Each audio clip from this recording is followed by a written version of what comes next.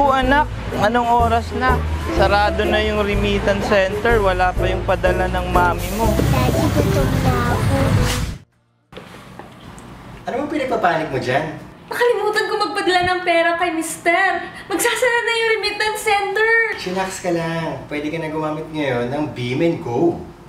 Beam and Go? Ano yun?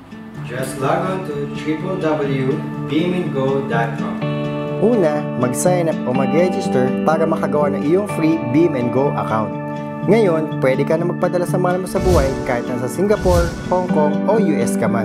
At hindi lang yon, hindi mo na kailangan gumastos para sa transpo, magsaya ng oras kakapila at magbayad ng mahal ng transfer fees. Sunod, pumili ng halaga ng gift certificate na nais mong ipadala sa pamilya mo. I-type lang ang cellphone number at pangalan ng taong ipapadalan mo o tatanggap ng gift certificate.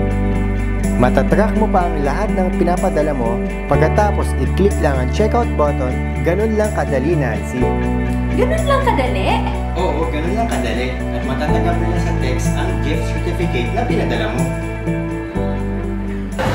Honey Bunch, salamat sa pinadala mo ha. Nakapag-grocery na kami. Salamat sa Beam and Go. Fast, easy, and affordable. Sign up now and let us help you manage your remittances to the Philippines.